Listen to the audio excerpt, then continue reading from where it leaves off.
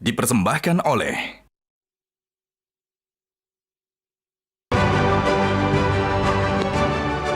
Selamat malam para pemirsa, ketemu lagi di Hot Room dengan saya Hotman Paris. Baru-baru ini pemerintahan Jokowi mengeluarkan peraturan pemerintah nomor 28 tahun 2024 yang merubah peraturan tentang aborsi, juga melarang sunat bagi perempuan dan membolehkan adanya pil kontrasepsi untuk remaja. Ada apa? Kenapa peraturan ini menimbulkan perdebatan? Kalau aborsi diizinkan dengan persyaratan tertentu, berapa usia janin? Itu pertanyaan. Kenapa ada lembaga keagamaan yang tidak setuju sunat perempuan itu diperbolehkan atau dilarang? Dan bukankah pil kontrasepsi sekarang ini bebas dibeli di mana-mana? Kenapa kok di peraturan pemerintah memakai pil kontrasepsi untuk para remaja? Inilah Hot Room, pasal kontroversial PP nomor 28 tahun 2024.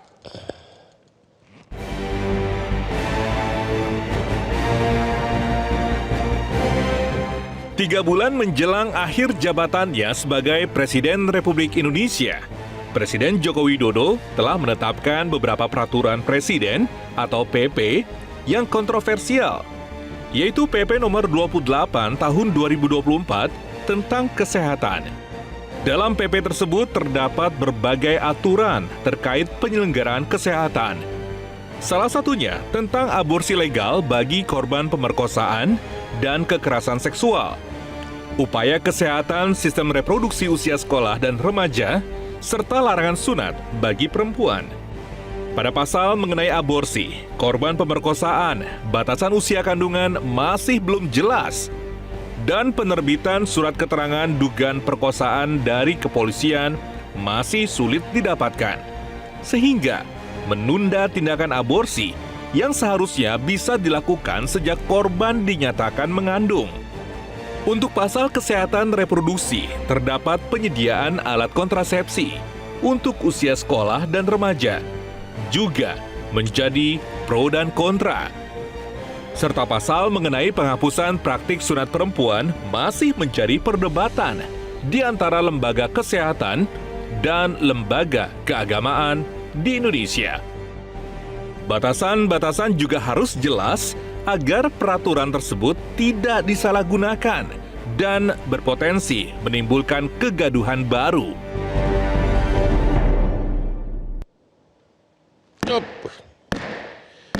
Para pemirsa, banyak orang bertanya, kenapa kebiasaan Hotman itu dan sangat menarik perhatian publik, bahkan sukses dalam karir, selalu memakai baju bling-bling, ya, dan berlian bling-bling, bahkan sepatunya pun sangat bling-bling. Ada apa?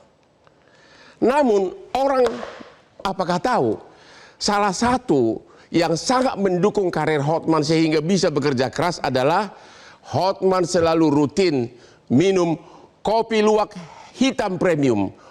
Kopi luwak hitam premium itulah yang Hotman minum setiap pagi. Makanya jam 5 pagi Hotman sudah jos bekerja. Oke, Pak Mahesa, pertanyaan pertama. Kita udah dibilang aborsi boleh dilakukan gara-gara pemerkosaan. Ya.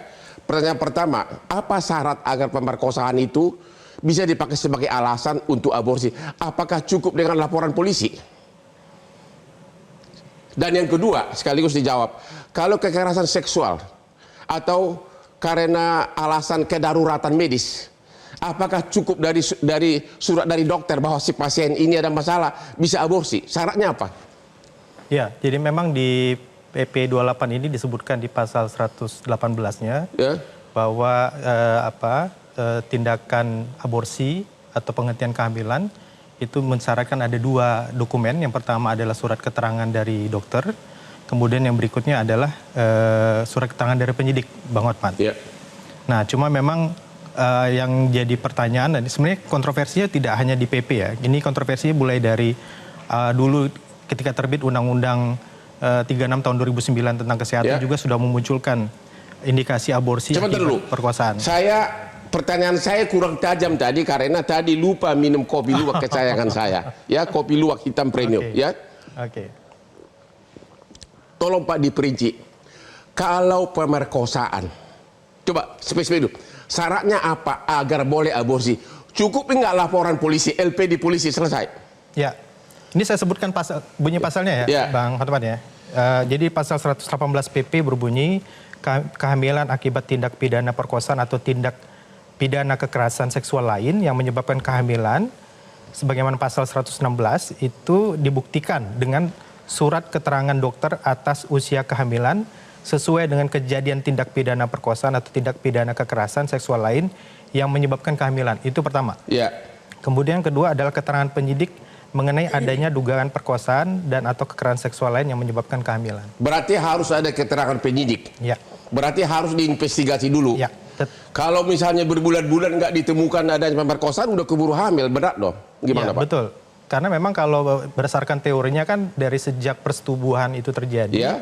kehamilan itu kan bisa terjadi antara 2 sampai 3 minggu ya. Ya.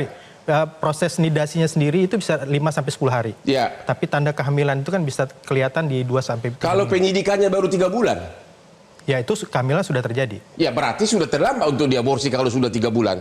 Ya, tapi disyarat di dalam KUHP karena PP ini sendiri kan mengacu kepada Undang-Undang 17 tahun 2023. Yang akan berlaku. Belum berlaku. Enggak. Undang-Undang 17 tahun 2003 tentang kesehatan sudah berlaku. Oke, ya. Ya, di mana Undang-Undang 17 tahun 2003 mengacu kepada Undang-Undang Nomor 1 2023 tentang KUHP yang nanti tahun 2020. Yang akan berlaku nanti. Betul. Oke, jadi kalau misalnya baru itu kan secara kesehatan katanya perlu 14 minggu sudah harus maksimum diaborsi janinnya. Ya, betul. Kalau penyidikan belum sampai ke arah kesimpulan ada pemerkosaan bagaimana?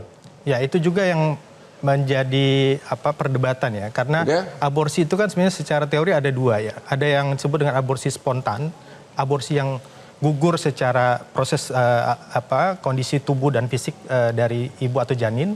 Ada yang lagi disebut dengan aborsi provocatus. Yeah. Nah, aborsi provocatus itu ada dua. Yeah. Provocatus medicinalis yang dilegalkan berdasarkan KUHP dan undang-undang sebelumnya.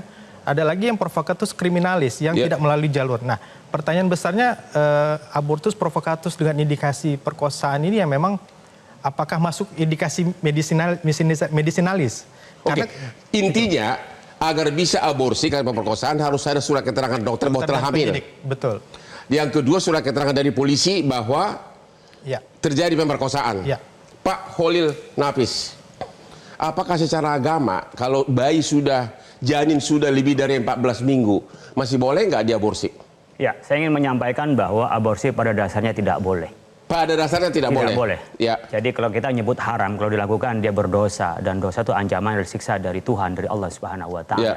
Namun dalam kondisi tertentu ada dua, karena darurat dan karena hajat. Ya. Darurat itu karena mungkin ketika hamil itu maka janin akan mengakibatkan pada ancaman nyawa pada si ibu. Ya. Sehingga harus dipilih baina daruratain, darurat karena ibunya meninggal atau anaknya meninggal. Berarti secara agama karena darurat bisa aborsi? Bisa. Oke. Karena ini diambil darurat yang lebih kecil. Ya. Antara ibu meninggal yang sudah punya tanggung jawab dengan anak kecil yang belum, itu diperbolehkan. Berapa batas maksimum umur janin? Kalau yang ulama sepakat semuanya pada usia sudah nufkhatir roh, yaitu 3 kali 40 hari, yaitu 120 hari. Kalau di KUHP kan di 80 ya, 14 minggu. 14 minggu itu sudah nggak bisa, sehingga dia sudah sama dengan manusia yang tidak boleh dibunuh. Gitu ya.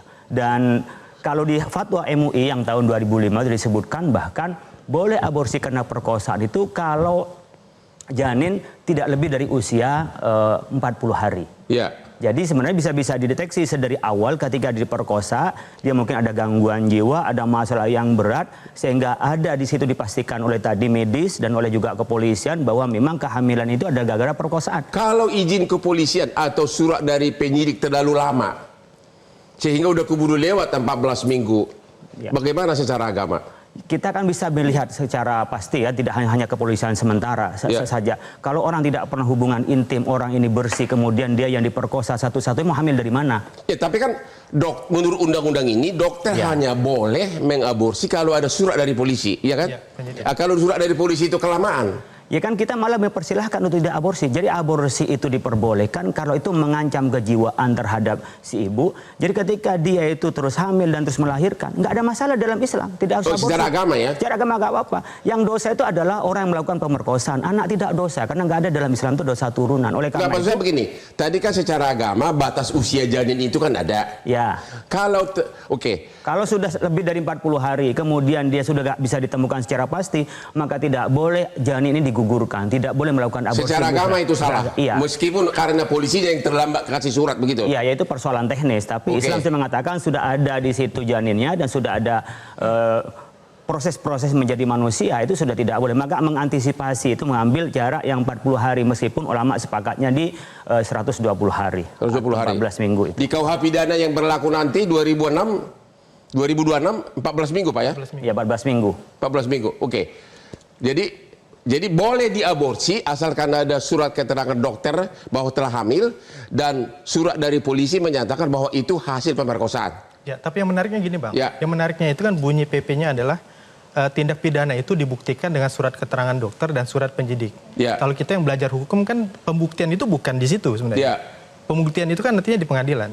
Bang Hotman bisa bayangkan kalau aborsi itu terlanjur dilakukan, tapi ternyata tindak pidana itu pada saat di pengadilan tidak terbukti. Artinya ada kemungkinan orang ngaku-ngaku diperkosa, kong kali kong dengan aparat, ya. Dapat surat keterangan, akhirnya dia sukses diaborsi dan para buaya darat selamat. Ketemu lagi di Hot Room.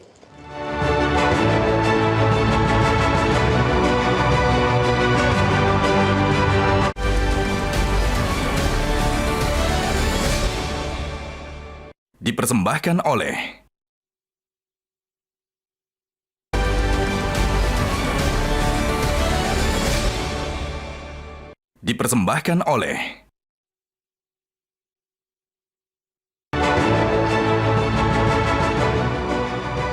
Ketemu lagi di Hot Room.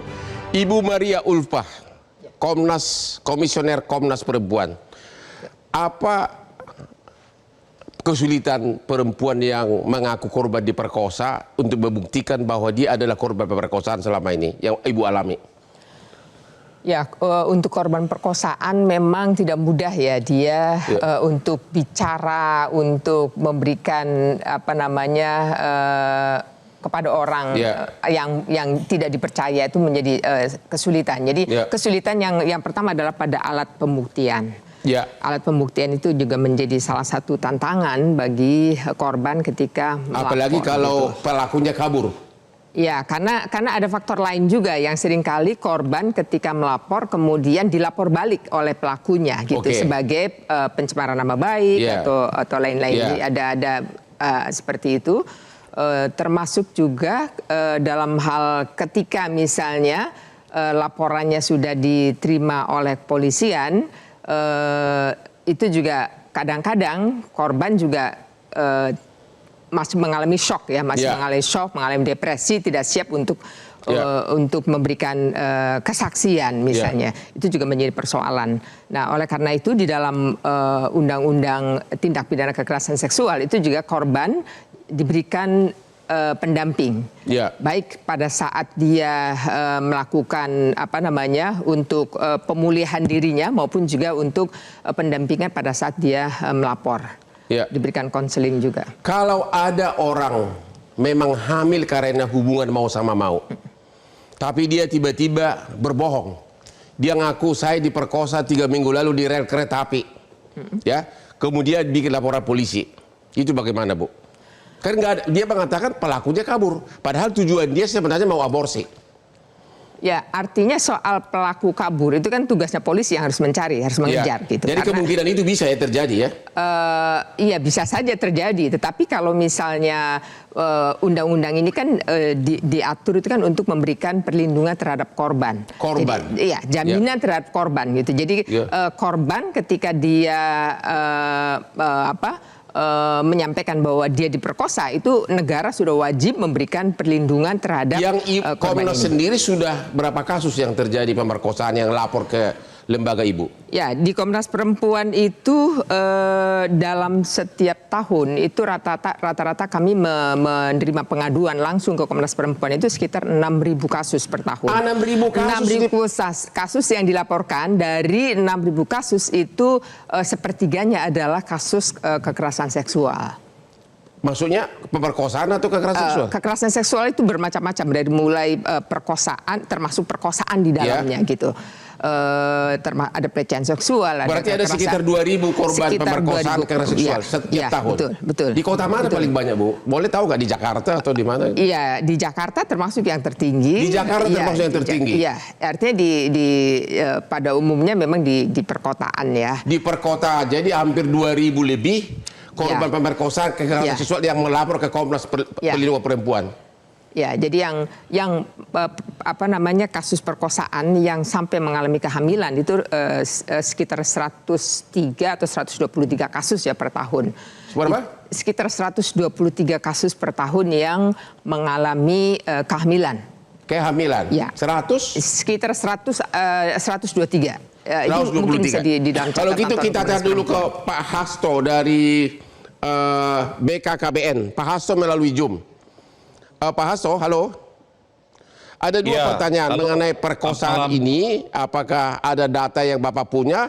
Yang kedua juga mengenai di peraturan pemerintah ini disediakan alat kontrasepsi untuk remaja. Maksudnya apa ini, Pak? Ya, baik. Terima kasih. Assalamualaikum warahmatullahi wabarakatuh. Yang pertama, saya menanggapi terkait dengan masalah pemerkosaan ya. Jadi kalau kita itu menganut pro-life ya, bahwa bangsa kita menganut pro-life bukan pro-choice. Artinya saya juga sebagai dokter spesialis bidan dan kandungan bersumpah untuk tidak mengakhiri kehidupan dari sejak konsepsi sampai dengan akhir hayat. Tetapi tadi sudah disampaikan sama Pak Kiai, Pak Khalil Nafis ya, bahwa dalam keadaan darurat itu bisa dilakukan. Nah, dalam hal ini kalau kami di BKKBN itu berpendapat bahwa apa yang tadi sudah disampaikan oleh fatwa dari Majelis Ulama seperti katakanlah batas 40 hari itu sebetulnya sangat bagus ya. Karena kalau dari sisi kedokteran, saya sebagai dokter itu ada periode namanya periode embryonal stage. Embryonal state itu sampai janin umur 56 hari atau 8 minggu. Sedangkan setelah itu namanya fetal state ya. Fetal itu sudah fetus, sudah miniaturnya manusia. Itu lebih dari 56 hari atau 8 minggu. Sehingga saya kira pertimbangan kedaruratan dan pertimbangan dari Majelis Ulama itu menjadi suatu yang sangat baik ya untuk mengambil suatu sikap dan keputusan. Yang kedua terkait dengan masalah kontrasepsi ya. Sejak kemarin dulu kami sebagai BKKBN, saya sebagai Kepala BKKBN Republik Indonesia, kita sudah menjalankan untuk pemberian alat kontrasepsi atau obat kontrasepsi kepada pasangan usia subur ya. Dan definisi pasangan usia subur itu di atas 14 tahun, artinya 15 tahun sampai 49 tahun.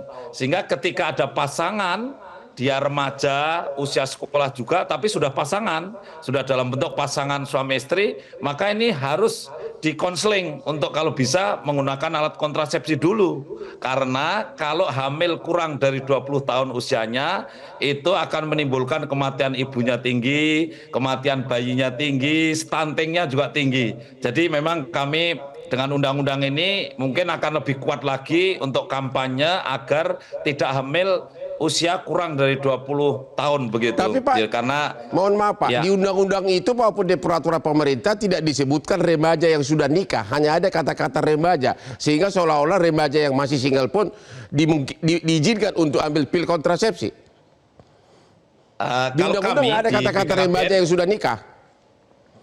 Iya, jadi tapi kalau kami di BKBN memang tidak melayani yang belum dalam bentuk pasangan suami istri. Dan saya kira undang-undang juga dalam pelaksanaannya selalu mengindahkan kaidah-kaidah ya, kaidah-kaidah norma-norma yang ada. Sehingga nanti regulasi yang sifatnya teknis, baik itu nanti ada permen atau juga turunan-turunan aturan-aturan turunannya, harapan saya selalu mengkombinasikan kaidah-kaidah yang ada, termasuk kaidah agama dalam hal ini. Oleh karena itu mestinya ini diperuntukkan untuk pasangan usia subur yang diantaranya ada remaja, begitu. Jadi Bapak sebagai dokter menyarankan agar kalau belum umur 20 tahun jangan hamil dulu, ambil dulu alat kontrasepsi, begitu kan? Betul, betul. Ya, jadi kami sarankan kalau toh sudah terlanjur nikah karena tidak bisa ditahan, karena sudah terlanjur ditahan, maka diusahakan tidak hamil dulu. Ya, pakailah alat kontrasepsi, dan alat kontrasepsinya pakai alat kontrasepsi yang tertentu yang ditentukan oleh dokter. Saya sebagai dokter kebidanan juga saya mempertimbangkan alat-alat itu. Terima kasih Pak. Pak, Majelis Ulama Indonesia, orang sudah nikah, tapi kalau sebelum umur 20 katanya jangan hamil dulu. Secara agama boleh nggak? Saya sebelum jawab Abang, saya ingin menyampaikan terima kasih kepada Pak Hasto. Ya. Bahwa saya juga jadi metranya BKKBN, memang harus melakukan kehamilan itu setelah umurnya sudah cukup dewasa. Ya. Tetapi yang disampaikan oleh beliau praktek di BKKBN itu berbeda jauh dengan yang ada di undang-undang. Berbeda kenapa? Ya, di pasal 103 itu adalah untuk usia sekolah dan remaja. Yang usia sekolah dan remaja. Dan di situ disampaikan itu. Saya ingin menjawab juga klarifikasinya dari Kemenkes yang mengatakan itu untuk pasangan. Di sini tidak ada, atau untuk komunikasi atau untuk pendidikan tidak. Di sini disebutkan pada ayat 4 itu pelayanan kesehatan reproduksi sebagaimana dimaksud itu penyediaan alat kontrasepsi, bukan yang di atasnya komunikasi atau pendidikan, tidak. Artinya untuk anak sekolah boleh? Anak sekolah dilayani secara bagaimana kesehatan reproduksinya dengan memberikan alat kontrasepsi. Artinya kalau konotasi saya yang baca adalah anak remaja diberikan kontrasepsi agar mereka kalau hubungan intim itu tidak tertular oleh penyakit dan mereka tidak hamil. Ini tidak mengindahkan sebagaimana undang-undang di dalam pendidikan kita bahwa akarnya adalah akar pada norma-norma agama itu. Artinya secara undang-undang berbeda dengan penjelasan dari Bapak BKKBN. Beda. Seolah-olah harus nikah, padahal di undang-undang tidak nikah pun boleh, berhak. BKKBN itu menjelaskan tentang praktek di BKKBN, bukan menjelaskan undang-undang. Jadi beliau benar pada prakteknya di BKKBN, tapi beliau tidak menjelaskan undang-undang ini. Termasuk juga penjelasan Kemenkes yang beredar itu juga tidak menjelaskan tentang undang-undang ini. Gimana BKKBN? BKKBN, Pak, katanya di undang-undang ini anak sekolah pun boleh, remaja pun boleh. Nggak ada kata-kata bahwa harus nikah dulu baru boleh memakai alat kontrasepsi. Secara undang-undang, Pak. Iya. Gimana, Pak? Iya Bapak, ya. Tetapi kami mohon izin ini ya. Jadi kami berharap ya dari undang-undang ini ada aturan-aturan turunan yang mengindahkan norma-norma tadi, harapan kami. Karena kalau tidak dengan mengindahkan norma-norma, nanti akhirnya kita seperti yang disampaikan Pak Kiai tadi, Gus Khalil Nafis ya. Jadi saya berharap masih seperti regulasi yang ada bahwa ini adalah pasangan konteksnya. Pasangan yang dalam hal ini memang nikah. Karena apa? Hari ini data menunjukkan setiap 1000 perempuan yang ada di kami itu rata-rata 26 orang itu sudah hamil dan melahirkan di usia antara 15 sampai 19 tahun. Ini terlalu muda. Setiap 1000 segitu. Kalau 100.000 sudah 2.500. Kalau 1 juta sudah 25.000 ya. Oleh karena itu perlindungan itu penting untuk bagi mereka yang tadi memang sudah akan hamil atau juga melahirkan di usia di bawah 20 tahun. Sebetulnya itu yang penting perlu kita pertimbangkan bersama. Dan kalau hari ini ada undang-undang baru, maka kemudian kita perlu duduk bersama untuk kemudian membicarakan tentang regulasi teknisnya, aturan-aturan turunannya. Pertanyaan saya kepada BKKBN, kalau ada anak yang belum nikah nih, ketahuan memakai alat kontrasepsi, itu melanggar undang-undang atau bisa dihukum nggak? Ya, saya kira perlu tafsir lebih jauh ya. Kalau tadi seperti Bapak nggak bisa jawab. Hafiz, ya dengan dan secara undang-undang itu tidak diatur. Iya, dengan aturan yang sekarang, tentunya kalau itu diterjemahkan seperti tadi Gus Khalil Nafis, tidak kena hukuman. Ya, oke, Pak Mahesa yang ahli hukum kesehatan. Kalau ada anak remaja, ya, belum nikah, bahkan di bawah umur, ketahuan memakai pil kontrasepsi, itu pidana atau pelanggaran hukum? Ya. Atau bebas? Ini masalahnya bukan di PP ya Bang, kalau saya lihat. Masalahnya di Undang-Undang 1 2023 tentang KUHP di pasal 4010 ya, 410. Di pasal 408-nya disebutkan memang ada ancaman pidana bagi siapapun yang mempromosikan atau menawarkan alat kontrasepsi bagi anak. Dia masuk dalam kategori yang mempromosikan. Iya, mempromosikan. Kalau yang atau menawarkan. Tidak disebutkan dalam KUHP ini pada usia anak. Nah, tetapi kemudian yang kontroversi adalah di pasal 410-nya. 410-nya itu bahwa bagi tindak pidana itu tidak dikenakan tindak pidana kalau dalam rangka pendidikan. Oke, jadi artinya kalau ada belum nikah pakai alat kontrasepsi masih ada kemungkinan ancaman hukuman dari KUH pidana. KUH pidana. Hati-hati kalian yang memakai pil kontrasepsi. Sebaiknya segera menghubungi pengacara. Ketemu lagi di Hotman.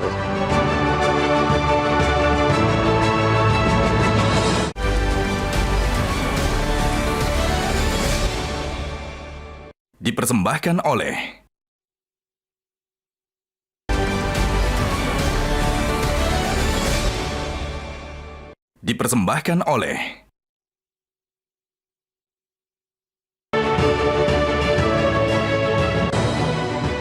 Ketemu lagi di Hot Room. Sintayong, pelatih timnas bola nasional, sukses dalam karirnya, tapi tidak pernah lupa minum kopi luwak hitam premium. Apalagi Hotman Paris selalu minum kopi luwak hitam premium setiap hari karena aman-aman di lambung. Dan kopi itu sudah terbukti manfaatnya, tidak gampang lupa ingatan walaupun kita sudah tua. Itu salah satu manfaat dari kopi ini. Makanya daya ingat saya ini tidak beda dengan umur 30. Pak Mui, tadi kayaknya waktu Bapak bicara tadi BKKBN bicara, kok kayaknya Anda protes. Apa sih yang Anda protes dari BKKBN? Jadi Pak Hasto itu menjelaskan tentang bagaimana praktek di BKKBN yang ingin ketika hamil itu pada usia dewasa. Tapi beliau tidak menanggapi PP ini nomor 28 tahun 2004 di pasal 103. Bahwa di sini tentang bagaimana penyelayanan kesehatan reproduksi itu diantaranya penyediaan alat kontrasepsi. Termasuk anak sekolah. Termasuk anak sekolah. Jadi nantinya begini Bang, kalau dia dalam pelayanan bukan komunikasi. Jadi yang dijelaskan adalah komunikasi itu nggak benar. Di dalam pasal ini menjelaskan tentang pelayanan kesehatan. Berarti nanti sekolah itu Bang bisa dikasih kondom. Bisa dikasih alat kontrasepsi. Seakan-akan mereka tuh bebas. Bahkan nanti mungkin bisa dikasih atas nama amanah dari PP ini Bang. Dan khawatirnya anak-anak punya persepsi bahwa hubungan seks bebas, mohon maaf ini saya mengantisipasi, namanya satu dzaroi dalam ilmu agama Bang, mengantisipasi. Khawatirnya merasa itu bebas dan boleh dan mereka melakukan yang penting ada pengamannya. Padahal dalam kita mendidik anak-anak kita harus berakar pada norma agama. Tidak Jadi ada menurut agama. Bapak peraturannya yang salah? Peraturan ini direvisi atau dicabut Bang. Oh begitu? Iya. Ibu Maria, gimana pendapat Ibu? Ya, peraturannya memang tidak mensyaratkan remaja itu sekolah itu harus nikah. Ya, tapi di dalam peraturan ini, PP ini juga ada klausul yang menyebutkan bahwa petunjuk teknis untuk tata laksana penyediaan alat kontrasepsi akan diatur dalam Permenkes. Itu kan petunjuk teknis, tapi kan peraturan induknya memungkinkan. Kalau peraturan induk memungkinkan berarti tidak ada larangan, nggak boleh petunjuk teknis bertentangan dengan induk. Karena itu pasti di undang-undang juga boleh ya. Ya, itu sesuai dengan undang-undang, Bu. Jadi artinya BKKBN melarang, Depkes melarang, padahal PP maupun undang-undang boleh. Nanti kalau orang dipersalahkan ya enggak, undang-undang yang menang, benar kan? Kalau saya menduga Bang hampir nggak mungkin Bang. Ketika ini lolos dan ini sudah banyak perdebatan dari sebelumnya. Jadi kami mungkin perdebatan ini bukan hanya tahun ini, beberapa tahun sebelumnya. Itu hampir melegalkan alat kontrasepsi atas nama pengamanan, tapi tidak ada norma keagamaan. Jadi mencium ini kami bukan hanya tiba-tiba saja. Oleh karena itu kalau ini sudah diperbolehkan bagaimana kontrasepsi di anak-anak sekolah untuk pelayanan kesehatan, bukan komunikasi loh. Bukan untuk praktek, bukan. Tapi ini adalah pelayanan dan bisa besar-besaran itu. Dan apalagi nanti ada bisnisnya. Benar. Dan seterusnya. Oleh karena itu saya pikir kalau bagi kami hampir tidak mungkin aturan teknis akan lebih ketat dari sini sementara ini dibuka. Makanya karena induknya boleh, peraturan teknis nggak mungkin melarang gitu kan? Itu dia Bang. Pak Mahesa, ada lagi pertanyaan. Aborsi boleh karena alasan perkosaan, ada kedaruratan medis. Kalau misalnya cewek, ya, dia dekat sama dokter, tinggal minta surat cewek ini memang secara medis perlu diaborsi, gampang kan? Kan tidak perlu surat keterangan polisi kan untuk kedaruratan medis. Kan Aborsi karena pemerkosaan itu udah bahas. Yang kedua karena kedaruratan medis. Iya. Paling tinggal kong-kali-kong dengan dokter, dok langsung bisa aborsi. Untuk kalau tindakannya berdasarkan kedaruratan medis, maksudnya sebenarnya itu tidak darurat tapi dibuat darurat gitu menurut Bang Hotman. Artinya itu tidak perlu melibat polisi kan, cukup dokter kan? Cukup dokter. Ah, itu tinggal minta surat keterangan dokter alasan aborsi, cukup dong. Ya bisa, tapi dokternya masuk dalam pelanggaran etik di situ. Ya, dan kalau misalnya diperiksa di audit medis, di audit klinisnya, ternyata itu bukan darurat medis dan dikategorikan darurat medis, ya bisa dikategorikan dia menipu kan, memalsukan isi rekam medis. Nah itu tindak pidana. Ya, maksud tidak pidana. Tapi itu salah satu kelemahan dari undang-undang ini. Alasan kedaruratan medis bisa jadi alasan untuk aborsi, dan itu ranah cukup dokter, dapat surat keterangan udah cukup. Ya bisa terjadi, bisa terjadi ada oknum dokter yang menyatakan darurat saja. Ya, begitu. Tidak cukup. Gimana Pak Hasto? Ya, jadi ada petunjuk teknis ya. Dalam melakukan aborsi itu ada petunjuk teknis. Petunjuk teknis itu dilengkapi dengan komite medis. Jadi ditunjuklah oleh Kementerian Kesehatan biasanya rumah sakit yang dibolehkan melakukan aborsi atas indikasi medisinalis. Ya, itu dibentuklah tim medis. Jadi bukan oleh keputusan dokter secara individu.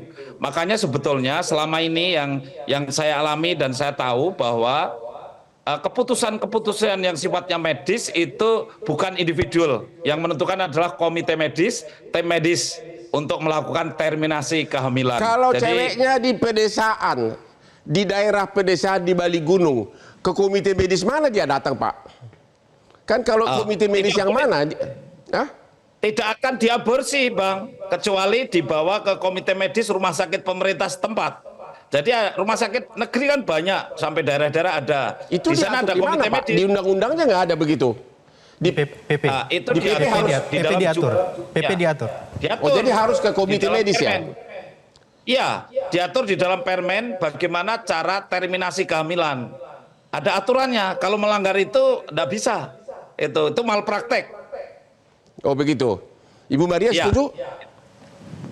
Iya, karena ini memang sudah diatur dan ketentuan tentang dibolehkan melakukan aborsi pada kedaruratan medis itu memang sudah ada aturan turunannya ya, sudah dibuat dan itu sudah sebenarnya ini kan sudah relatif aturannya sudah lama. Yang belum justru ketika ada korban atau ketika ada orang yang akan melakukan karena kedaruratan medis sudah lengkap, di mana rumah sakit yang ditunjuk itu yang dia. Kemana, Pak?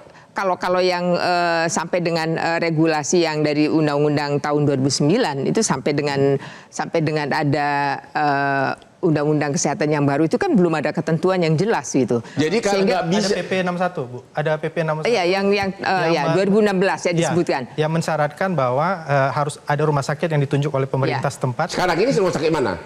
Memang tidak dibuka di publik. Jadi Pak Hasto belum ada rumah sakitnya gimana nih? Yang membuat kesulitan bagi korban gitu kan? Iya. Pak Hasto, kalau ada kedaruratan nih, rumah sakit mana? Selalu ada. Yang mana? Selalu ada. Kalau Kemenkes itu yang ditunjuk adalah rumah sakit pusat, RSUP. Tetapi selain RSUP itu rumah sakit daerah juga ditunjuk. Saya waktu itu mohon izin, saya pernah menjabat bupati dan kemudian ada kasus seperti itu ya, yang kita tunjuk adalah rumah sakit pemerintah. Karena di sana adalah komite medisnya bisa dipertanggungjawabkan. Jadi para pemirsa yang mau aborsi gara-gara kedaruratan medis tidak cukup hanya minta surat keterangan dari dokter pribadi. Harus pergi ke komite, pergi ke rumah sakit setempat. Dalam hal ini rumah sakit pemerintah. Temu lagi di Hot Room.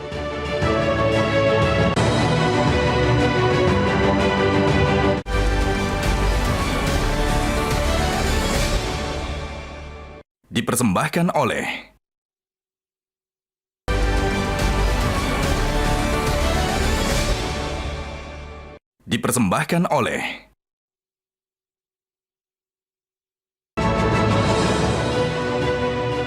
peraturan pemerintah yang baru melarang sunat untuk perempuan. Bagaimana sikap Majelis Ulama Indonesia? Kita sudah mengeluarkan fatwanya, Bang, berkenaan dengan khitan perempuan itu, antara wajib dan sunnah. Jadi sunnah itu artinya dianjurkan, kalau dilakukan dapat pahala, kalau tidak dilakukan nggak apa-apa. Kemudian ada yang mengatakan wajib, untuk disunat. Hanya perlu diketahui adalah khitan laki-laki dan perempuan itu beda. Khitan laki-laki jelas dipotong, mohon maaf.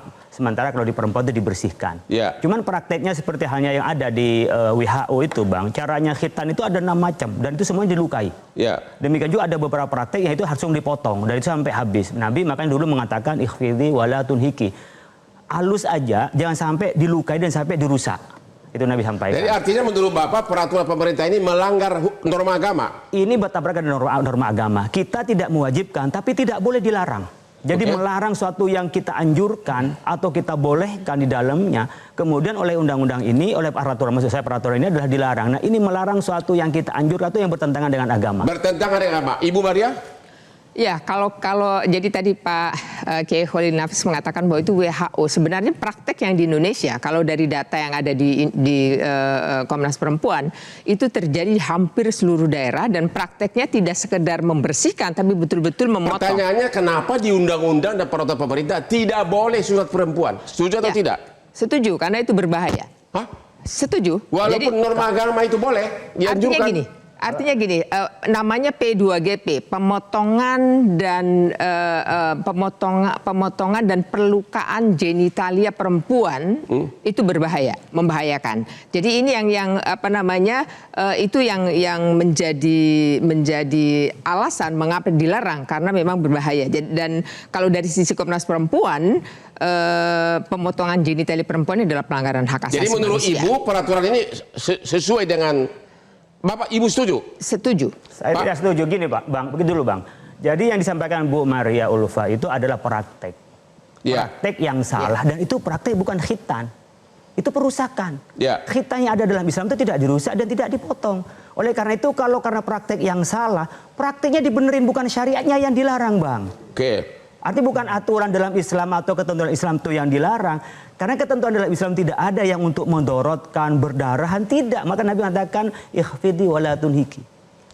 Pelan-pelan, jangan sampai merusak. Karena itu adalah bagian dari apa? Kebersihan bagi perempuan. Dan nanti ketika hubungan itu dalam Islam disebutkan oleh Nabi. Jadi menurut Bapak, menurut agama, sepanjang dilakukan secara benar, itu sah? Sah, yang tidak boleh dan melukai. Tapi ada jarak pandang. Silakan. PP sendiri kan sebenarnya melarang ini dilakukan di fasilitas pelayanan kesehatan oleh tenaga kesehatan. Karena memang secara kompetensi tidak ada satu tenaga kesehatan yang memiliki kompetensi untuk melakukan tindakan itu. Jadi siapa yang boleh mensunat perempuan? Ya mungkin melalui jalur agama silakan. Karena PP-nya sendiri melarang itu. Jadi memang secara kompetensi. Berarti artinya kantor pemerintah tidak akan melakukan, rumah sakit pemerintah tidak akan melakukan lagi sunat terhadap perempuan karena ini dilarang. Berdasarkan PP, karena memang bukan kompetensi tenaga kesehatan. Dan bagaimana BKKBN? Apakah semua rumah sakit pemerintah sekarang ini dilarang melakukan sunat terhadap perempuan? Ya, sunat untuk laki-laki secara medis penting karena alat kelamin laki-laki itu tertutupi oleh kulit namanya prepotium. Prepotium itu kalau dilepas, dipotong, alat kelamin laki-laki menjadi bersih dan sehat. Kita bicara perempuan, Pak. Kalau perempuan.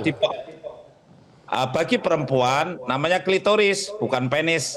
Klitoris itu relatif tidak ada prepotium yang tebal dan panjang seperti pada laki-laki. Sehingga sebetulnya untuk perempuan itu tidak perlu dilukai karena tidak perlu ada yang dipotong.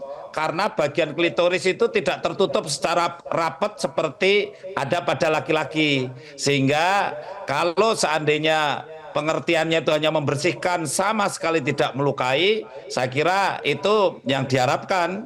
Tapi kalau ada melukai maka dari si medis tidak recommended. Begitu. Berarti Bapak. Bapak setuju larangan sunat terhadap perempuan? Yang melukai. Saya setuju melarang tapi yang melukai. Ya. Jadi kalau tidak melukai nggak apa-apa. Rumah sakit pemerintah boleh melakukan sunat sepanjang tidak melukai walaupun dilarang dalam undang-undang ini. Asal tidak melukai, benar nggak Pak? Ya. Sebenarnya kalau cuma sekedar membersihkan memang itu definisinya. Yang pertama definisinya, ketika menyebut khitan berarti sumber hukumnya adalah Islam. Di Indonesia ini sumber hukum kan ada 3, Bang. Dari warisan Belanda itu adat dan Islam. Ketika menyebut terminologi Islam maka kembalikan definisinya pada Islam. Benar. Nah, ketika dia menggunakan definisi yang saya katakan tadi Bu Maria Ulfa adalah dengan dipotong, dilukai, praktek, dia bukan definisi dalam Islam. Kesalahan praktek kok menjadi syariah yang disalahkan. Nah, oleh Tapi karena itu saya apresiasi kepada Pak Hasto, mari kita luruskan ketika menggunakan definisi di dalam agama, kembalikan pada terminologi agama, yang di agama itu adalah ikhfidhi wala tunhiki. Enggak ada yang mengatakan disuruh perlukan. Wala tunhiki kata Nabi. Dan kembali pada ini, kalau memang mau menggunakan jangan dilukai tapi jangan menyebut khitan, is okay. Tapi ketika menyebut sumbernya adalah dari hukum Islam, kemudian definisikan di luar Islam, menurut saya tidak fair. Ibu Maria, pendapat Ibu Maria dibantah Majelis Ulama Indonesia. Pendapat Ibu gimana? Ya, tapi praktek apapun namanya, apapun bentuk prakteknya, di balik khitan perempuan itu adalah ada ideologi. Ideologi yang dari sejumlah penelitian, baik yang dilakukan Komnas Perempuan, oleh PSKK UGM maupun oleh beberapa lembaga penelitian lainnya, bahwa ideologi di balik khitan perempuan itu adalah untuk mengendalikan hasrat seksual perempuan supaya tidak binal, supaya ada Enggak lah, mitos. Bu, enggak, Bu.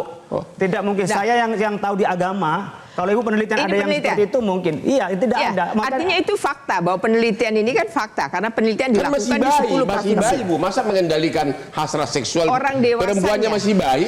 Ibunya, neneknya yang meminta dihitan itu karena punya cara pandang itu. Saya ingin kembalikan ideologi agama, maka kembali pada hadis ideologi agama, bukan penelitian. Ideologi Anzaru lil budaya. wajhi wa ahdha inda zauji. Itu kan ideologinya. Ini kan ada budaya juga, ada budaya bahwa hitan perempuan itu adalah basisnya selain setelah Islam datang, lalu Kalau itu ada diatur. budaya sebelum Islam, Bu, yang diakui sebagai syariat menjadi syariah, nggak lagi budaya, Ya, Bu. tapi sampai dengan hari ini praktek perempuan itu dilakukan tidak berdasarkan kalau misalnya dari MUI mengeluarkan kaidah-kaidah itu, mereka tidak melakukan itu. Di daerah itu orang yang dikhitan itu nyatanya baik, subur. Sementara yang di Eropa orang nggak dikhitan juga tidak lebih baik kepada prakteknya. Saya juga menyayangkan mana yang hasil penelitian itu bisa lebih komprehensif. Oleh karena itu kalau menggunakan dari aturan-aturan Islam, maka kembali pada definisi Islam. Ini masalahnya ngambil definisi terminologi Islam yang dipakai praktek dan penelitian, kemudian dipakai secara medis. Mari kembalikan yang fair. Kalau itu disebut dengan pelukaan, mendorotkan, kita nggak ada masalah. Tapi ketika menyebut khitan, menyebut sunat, dia sudah menggunakan terminologi Islam. Maka ideologinya kembali pada ideologi Islam. Kalau bicara soal adab, memang dari Mesir kuno, tapi ketika diakui di dalam Islam, itu menjadi Islam.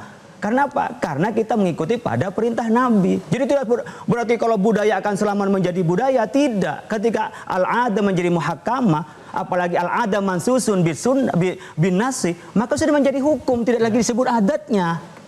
Ya, jadi kontroversinya tapi praktek ini yang jadi praktek hitan perempuannya ini yang sebenarnya yang masih banyak melakukan perlukaan. Itu Nah, berarti fakta, disiapin itu fakta. tenaganya, bukan syariahnya yang dilarang. Pemerintah itu berkewajiban untuk memenuhi bagaimana menjalankan syariah di dalam Islam, dan pemerintah menyediakan itu. Kalau Pak Mahesa, saya terakhir. melihat polemiknya ini karena penggunaan terminologi hitan dan kemudian teknik Pak Bahotman. Ya. Sedangkan PP ini sebenarnya menjaga Fasiankes tidak melakukan tindakan itu karena memang bukan kompetensinya. Kalau tadi yang disampaikan Pak Yai sebenarnya kan ini kan bicara tekniknya. Tadi yang disampaikan oleh Pak Hasto sebenarnya sudah menjadi prosedur ketika bayi lahir kemudian dibersihkan kalau dia jenis kelamin perempuan dibersihkan klitoris, itu menjadi prosedur karena memang setiap bayi yang lahir itu dibersihkan, itu menjadi prosedur. Nah, apakah itu dinamakan khitan menurut syariah? Nah, itu menjadi persoalan lain gitu ya. Oke, kita harus akhiri diskusi kita malam ini. Sepertinya masih banyak hal yang belum jelas, terutama mengenai pemerkosaan. Kalau penyidikannya berbulan-bulan, bayinya sudah keburu membesar, janinnya sudah keburu membesar, bagaimana bisa diaborsi? Demikian juga mengenai sunat terhadap perempuan terjadi perdebatan. Kedaruratan juga, kalau orang di daerah terpencil, katanya harus ke rumah sakit pemerintah. Apakah sudah ada komite di sana? Masih mengambang peraturan ini tentang aborsi, kedaruratan medis untuk aborsi maupun surat terhadap perempuan. Jangan lupa menonton Hot Room setiap hari Rabu jam 9 malam di Hot Room, karena inilah yang paling hot di seluruh TV. Selamat malam. Pak, silakan Pak ke depan, Pak.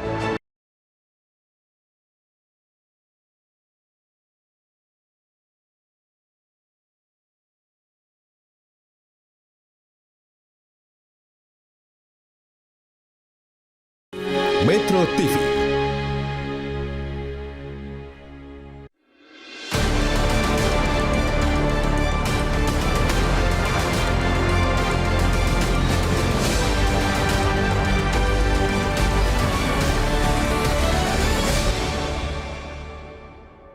Dipersembahkan oleh